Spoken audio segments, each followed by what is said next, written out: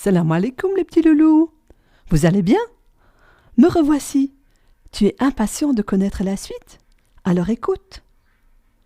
Les épreuves et les souffrances vont commencer pour le prophète Ayoub, alayhi salam. Allah a voulu mettre le prophète Ayoub à l'épreuve, lui faire subir une sorte d'examen. C'est comme ton institutrice qui parfois va te poser des questions, va te tendre des petits pièges pour savoir si tu as bien appris ta leçon. Tu vois? Dans l'épisode précédent, tu t'en rappelles, je t'avais dit que les gens qui vivaient autour de la maison d'Ayoub l'enviaient.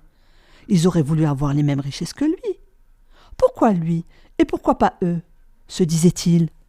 Ces gens envieux, jaloux, ont commencé tout doucement à parler, à dire des mensonges. Ils disaient « Ayoub n'adore pas Dieu parce qu'il aime Dieu. Non, non, pas du tout. C'est parce que Allah lui a donné toutes ces choses qu'il adore son Dieu et qu'il a peur de les perdre. Voilà tout.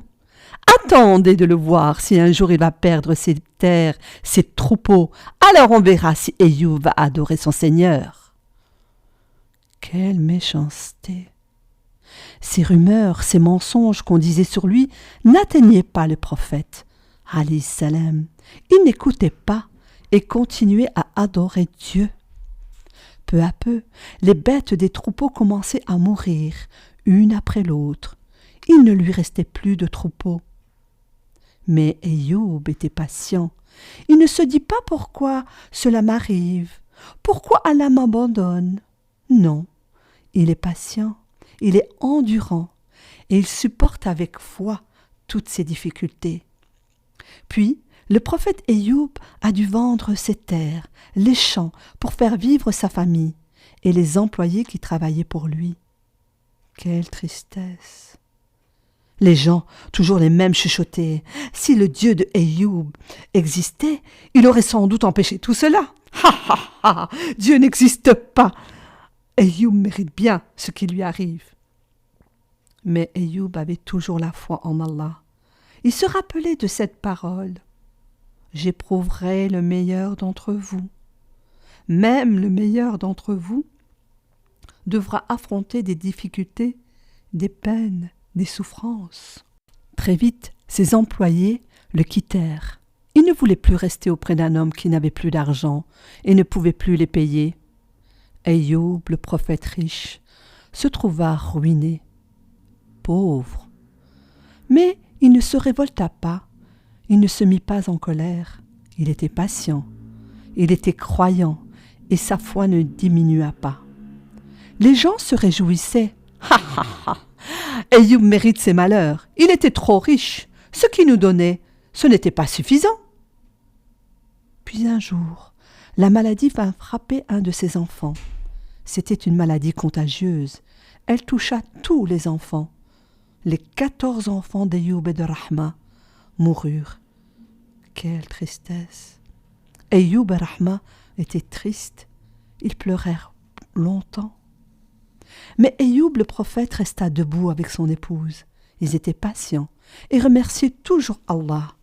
C'est Dieu qui donne, c'est lui qui reprend. Les gens, eux, disaient que s'il était vraiment prophète, il aurait été protégé par son Dieu. Et Dieu ne lui aurait pas causé tant de malheur. C'est bien la preuve, Dieu n'existe pas. Lui, Ayoub, ne demandait rien, il ne se plaignait pas. Peu après, une terrible épreuve frappa Ayoub le prophète. Il devint malade. Une étrange et longue maladie le toucha. Une maladie qui ravageait sa peau, la peau de tout son corps. Il se grattait, il avait des boutons partout, du pus en sortait. Sa peau devenait toute rouge, puis toute noire. Pauvre Ayoub! Que faire?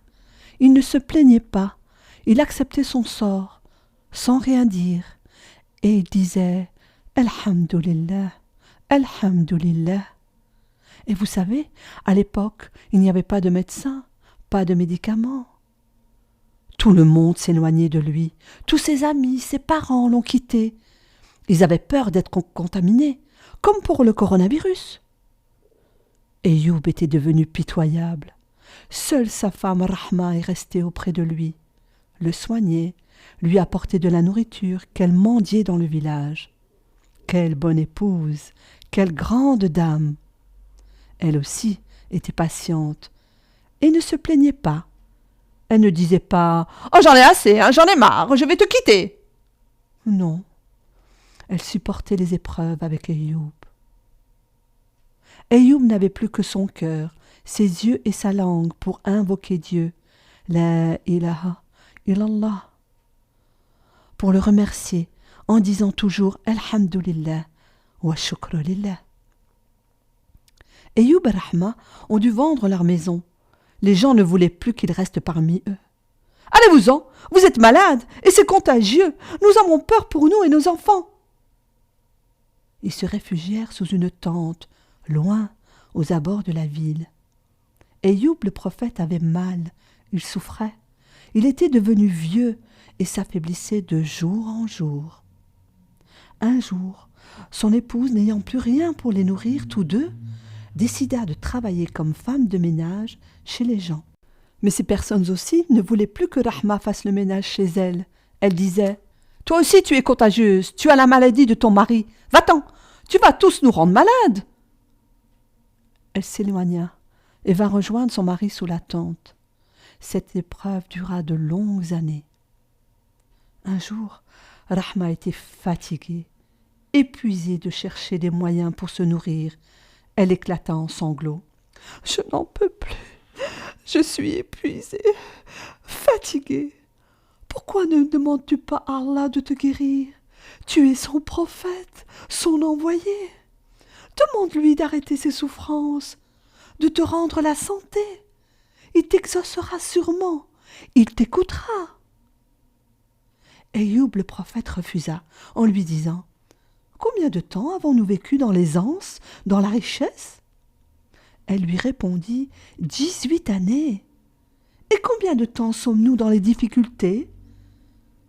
Elle dit « Depuis plus de 7 ans. » « Eh bien, puisque nous avons vécu tant d'années sans être éprouvés dans la richesse, nous pouvons vivre autant d'années avec la maladie qu'Allah nous a envoyée. » Quelle sagesse, quelle patience, subhanallah. Ayoub voulait vivre autant d'années qu'il a vécu dans la richesse que dans la pauvreté et la maladie. Quelque temps plus tard, n'ayant plus d'argent pour se nourrir, Rahma décida de vendre ses cheveux. Elle avait 2 belles nattes. Elle les coupa. À l'époque, les femmes faisaient des perruques avec ses cheveux. Lorsque le prophète Ayoub alayhi salam lui demanda d'où lui venait l'argent du repas qu'elle avait cuisiné, elle lui avoua la vérité. Il pleura. Son épouse avait tant fait de sacrifices pour lui venir en aide. Elle est restée auprès de lui, alors que tout le monde le quittait. Elle le soignait et cherchait de la nourriture. Elle ne se plaignait pas. Elle était patiente, comme Ayoub. C'est alors qu'Ayoub, le prophète, se tourna vers son Seigneur. Il leva les mains et invoqua. « Le mal m'a touché, mais toi, tu es le plus miséricordieux des miséricordieux. » Ayoub ne demanda rien à Allah. Il ne lui dit pas de le guérir.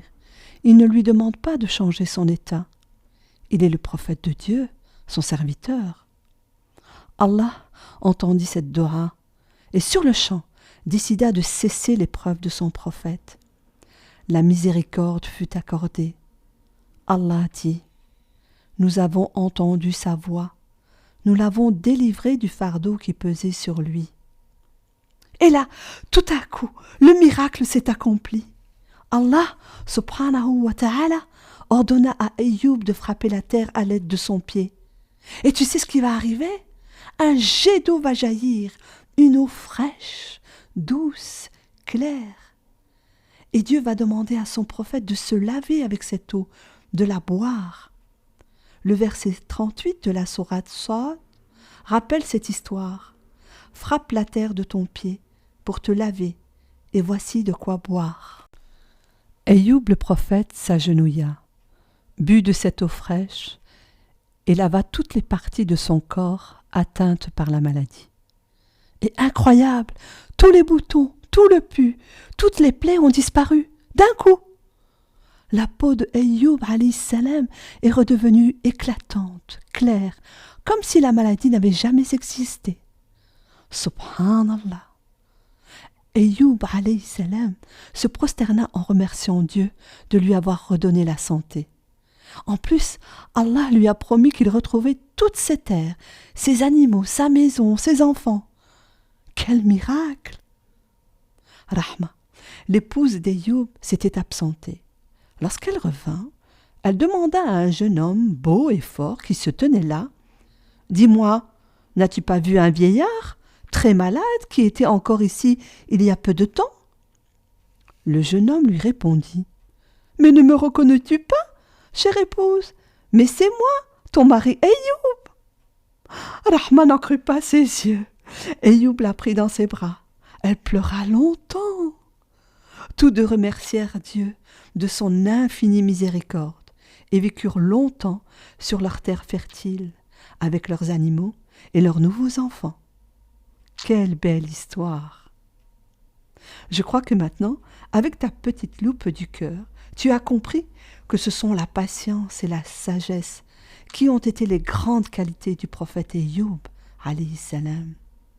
Allah a récompensé Ayyub pour son extrême sagesse et son extrême patience. Alors dis-moi maintenant, et toi, peux-tu me dire si tu es patient? Salam alaikum les loulous, et à très bientôt, Inch'Allah.